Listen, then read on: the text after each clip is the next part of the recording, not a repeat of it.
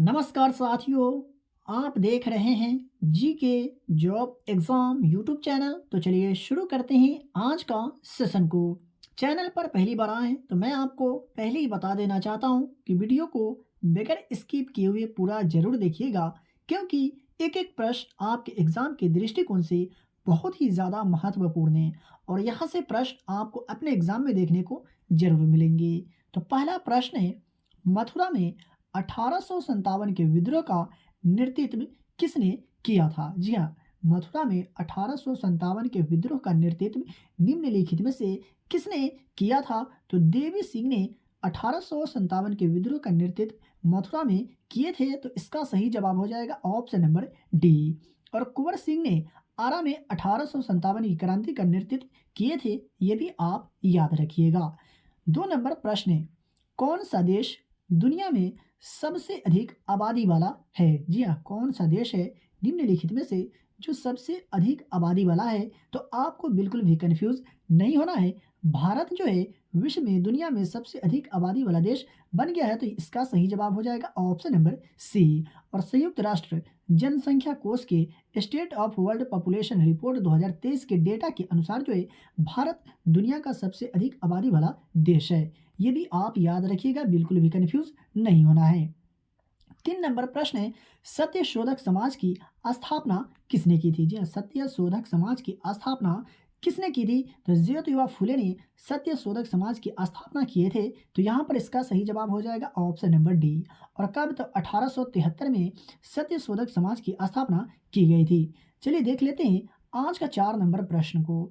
तो रतवाई भारत की डैश जनजातियों से जुड़ा एक नृत्य रूप है। जी हाँ, रतवाई जो है भारत की कौन सी जनजातियों से जुड़ा एक नृत्य रूप है? तो मेवाती जनजातियों से जुड़ा एक नृत्य रूप है। तो यहाँ पर इसका सही जवाब हो जाएगा ऑप्शन नंबर ए। और बात करें रतवाई नृत्य का, तो बरसात के मौसम में पुरुष और महिलाएं मिलकर इस नृत्य को करते हैं। चलिए देख लेते हैं आज का 5 नंबर प्रश्न को। तो पलासी का युद्ध किस वर्ष हुआ था? जी हाँ, पलासी का युद्ध जो हुआ था किस वर्ष हुआ था? आई होप कि आपको इस प्रश्न का आंसर पहले से जरूर याद होगा। नहीं याद है तो आप याद रखिएगा। तो 1757 में पलासी का युद्ध हुआ था। तो यहाँ पर इसका सही जवाब हो जाएगा ऑप्शन नंबर सी। और मुर्शिदाबाद के जिले में गंगा नदी के तट पर पलासी नामक स्थान पर हुई थी पलासी का युद्ध।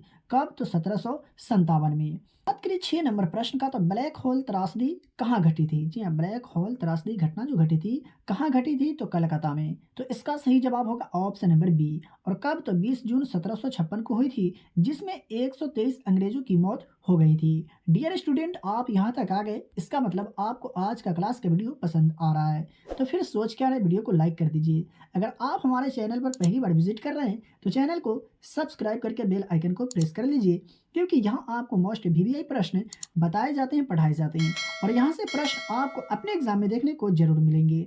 और डेली के क्लास के वीडियो का जो पीडीएफ होता है वो भी आपको फ्री में दिया जाता है।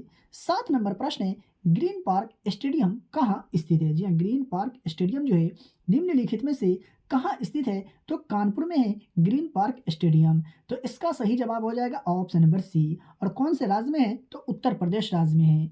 चलिए देखते हैं 8 नंबर प्रश्न को। तो 2G स्पेक्ट्रम में प्रयुक्त जी अक्षर जो है किस शब्द के लिए प्रयुक्त होता है? जी हाँ, 2G स्पेक्ट्रम में प्रयुक्त जी अक्षर जो है निम्नलिखित में से कौन से शब्द के लिए प्रयुक्त होता है? तो जेनरेशन के लिए प्रयुक्त होता है, ये आप याद रखिएगा। तो इसका सही जवाब हो जाएगा ऑप्शन नंबर सी। 9 नंबर प्रश्न है, अनुच्छेद 75 के अनुसार मंत्रिपरिषद सामूहिक रूप से किसके लिए उत्तरदायी होती है? अनुच्छेद 75 के अनुसार मंत्रिपरिषद सामूहिक रूप से निम्नलिखित में से किसके लिए उत्तरदायी होती है? तो लोकसभा के लिए। तो इसका सही जवाब हो जाएगा ऑप्शन नंबर सी। और अनुच्छेद 74 और 75 जो है संसदीय प्रणाली से संबंधित है। तो यहाँ से आपसे इस तरह से भी प्रश्न पूछा जा सकता है कि कौन से अनुच्छेद के अनुसार जो है लोकसभा के मंत्रिपरिषद संयुक्त रूप से उत्तरदायी होते हैं? तो अनुच्छेद 75 के अनुसार। ये भी आप याद रखिएगा, बिल्कुल भी कंफ्यूज नहीं होना है। 10 नंबर प्रश्न है, छत्रपति शिवाजी महाराज 1674 से 1680 ईस्वी के बीच किस वंश के शासक थे? जी हाँ, छत्रपति शिवाजी महाराज 1674 से 1680 ईस्वी के बीच किस वंश के शासक थे? तो मराठा वंश के शासक थे छत्रपति शिवाजी महाराज। तो इसका सही जवाब हो जाएगा ऑप्शन नंबर डी। और बात करें 11 नंबर प्रश्न का, तो जय जवान जय किसान का नारा किसने दिया था? जी हाँ, जय जवान जय किसान का नारा निम्नलिखित में से किसने दिए थे? तो लाल बहादुर शास्त्री ने जय जवान जय किसान का नारा दिए थे। तो इसका सही जवाब हो जाएगा ऑप्शन नंबर डी। और बात करें लाल बहादुर शास्त्री जी का, तो भारत के दूसरे प्रधानमंत्री थे। और बात करें ऑप्शन ए का, तो सरदार वल्लभ भाई पटेल स्वतंत्र भारत के प्रथम उप प्रधानमंत्री थे। और इंदिरा गांधी जो थी भारत की प्रथम महिला प्रधानमंत्री थी। और पंडित जवाहरलाल नेहरू स्वतंत्र भारत के प्रथम प्रधानमंत्री थे। तो ये सभी पॉइंट आपको याद रखना है, यहाँ से प्रश्न आपको अपने एग्जाम में देखने को मिल सकते हैं। 12 नंबर प्रश्न है, केनिया की राजधानी कौन सी है? जी हाँ, केनिया की जो राजधानी है निम्नलिखित में से कौन सी है? तो नैरोबी जो है केनिया की राजधानी है। तो इसका सही जवाब हो जाएगा ऑप्शन नंबर ए। साथियों, सेशन अगर अच्छा लगे तो इस वीडियो को अपने दोस्तों और रिलेटिव में भी शेयर जरूर करें।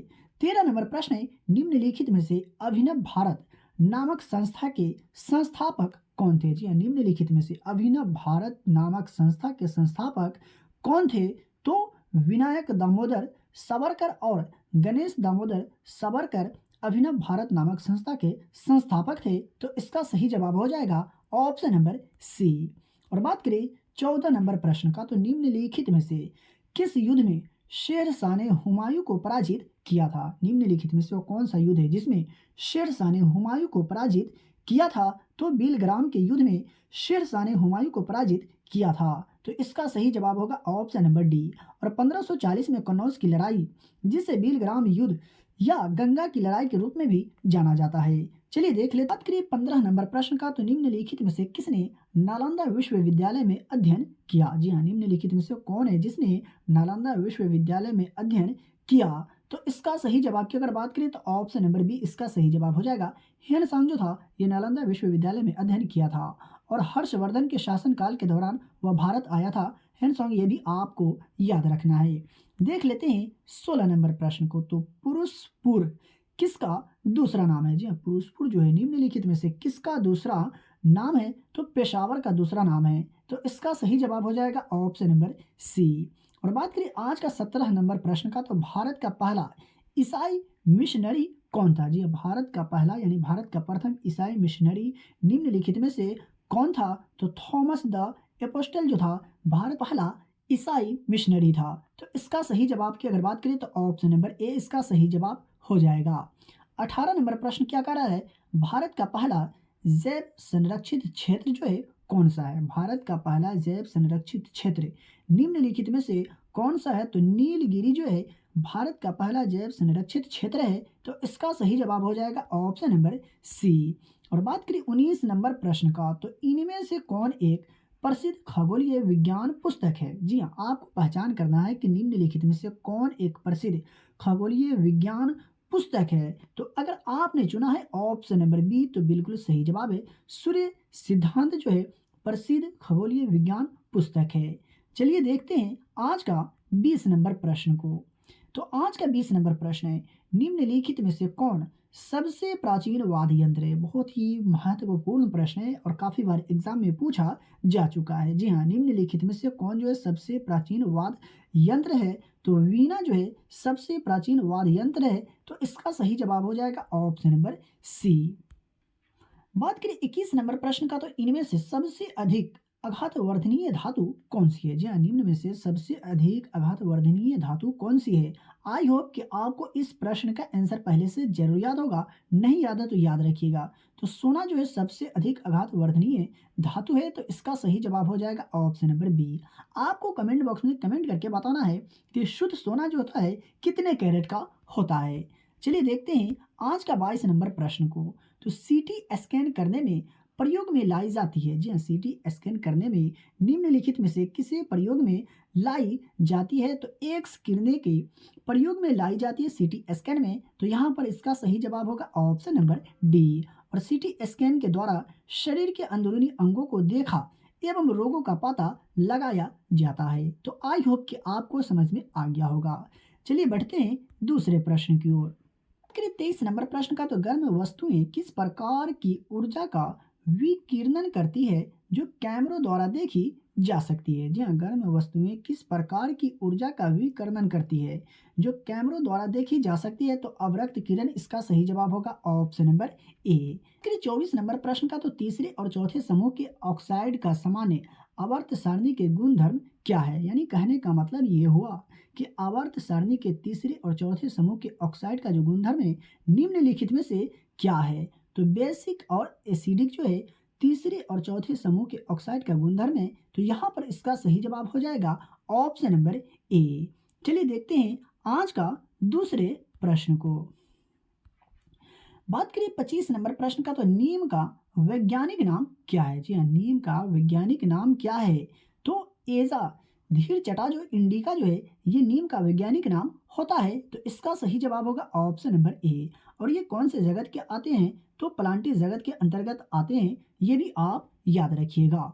बात करिए 26 नंबर प्रश्न का, तो फलियां अत्यधिक पौष्टिक होती है क्योंकि वे डैश से समृद्ध होते हैं। जी हाँ, फलियां अत्यधिक पौष्टिक होती है क्योंकि उनमें अधिक मात्रा में क्या होती है? तो प्रोटीन होती है, तो इसका सही जवाब होगा ऑप्शन नंबर बी। वही बात करें आज का 27 नंबर प्रश्न का, तो आज का 27 नंबर प्रश्न है, सड़क की तुलना में बर्फ पर चलना मुश्किल क्यों होता है? जी हाँ, सड़क की तुलना में बर्फ पर चलना मुश्किल क्यों होता है? तो सड़क की तुलना में बर्फ में घर्षण कम होता है, जिसके कारण सड़क की तुलना में बर्फ पर चलना मुश्किल होता है, तो इसका सही जवाब हो जाएगा option number D. I hope कि आपको समझ में आ गया होगा। साथियों, अगर आपको किसी भी प्रश्न में डाउट हो, किसी भी प्रश्न के उत्तर में अगर आपको डाउट हो, तो आप हमें कमेंट करके कमेंट बॉक्स में बता सकते हैं। आप लोग कमेंट बॉक्स में कमेंट करके पूछते हैं तो मैं बहुत ही उत्साहित होता हूँ और मुझे अच्छा भी लगता है। चलिए देख लेते हैं 28 नंबर प्रश्न को, तो मानव की श्वास नली में किस प्रकार का उपकला ऊतक उपस्थित होता है? जी हाँ, मानव की श्वास नली में निम्नलिखित में से किस प्रकार का उपकला ऊतक जो है उपस्थित होता है? तो स्तंभाकार ऊतक जो है उपस्थित होता है मानव की श्वास नली में, तो इसका सही जवाब होगा ऑप्शन नंबर बी। और उपकला कोशिकाएं शरीर की बाहरी सतह और आंतरिक अंगों के स्तर को आवृत करती है।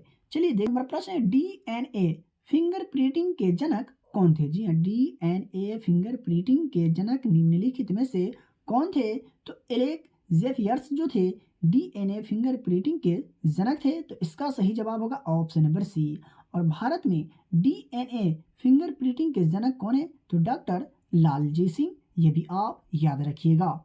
बात करिए 30 नंबर प्रश्न का, तो जीवन चक्र की दृष्टि से पौधे का सबसे महत्वपूर्ण अंग कौन है? जी हाँ, जीवन चक्र की दृष्टि से पौधे का सबसे महत्वपूर्ण अंग निम्नलिखित में से कौन सा है? तो पुष्प जो है जीवन चक्र की दृष्टि से पौधे का सबसे महत्वपूर्ण अंग है, तो यहाँ पर इसका सही जवाब हो जाएगा ऑप्शन नंबर ए। और बात करिए आज का 31 नंबर प्रश्न का, तो जब अभिकारक की प्रारंभिक सांद्रता को 2 गुना किया जाता है तो शून्य कोटि अभिक्रिया के लिए अर्ध आयु काल क्या होता है? जी हाँ, जब अभिकारक की प्रारंभिक सांद्रता को 2 गुना किया जाता है तो शून्य कोटि अभिक्रिया के लिए अर्ध आयु काल क्या होता है? तो 2 गुना होता है, तो इसका सही जवाब हो जाएगा ऑप्शन नंबर बी। 32 नंबर प्रश्न है, कौन सा बल तैराकों को जल में तैरने में सहायता करता है? जी हाँ, निम्नलिखित बात करें 32 नंबर प्रश्न का, तो कौन सा बल तैराकों को जल में तैरने में सहायता करता है? जी हाँ, निम्नलिखित में से कौन सा बल तैराकों को जल में तैरने में सहायता करता है? तो उत्प्लावक बल जो है तैराकों को जल में तैरने में सहायता करता है, तो इसका सही जवाब हो जाएगा ऑप्शन नंबर सी। और बात करें 33 नंबर प्रश्न का, तो अम्लीय वर्षा डैश के ऑक्साइड के कारण होती है? जी हाँ, अम्लीय वर्षा जो होती है निम्नलिखित में से कौन से ऑक्साइड के कारण होती है? तो सल्फर और नाइट्रोजन के ऑक्साइड के कारण अम्लीय वर्षा होती है, तो इसका सही जवाब हो जाएगा ऑप्शन नंबर बी। और बात करें 34 नंबर प्रश्न का, तो विटामिन बी 2 का रासायनिक नाम क्या है? जी हाँ, विटामिन बी 2 का रासायनिक नाम क्या है?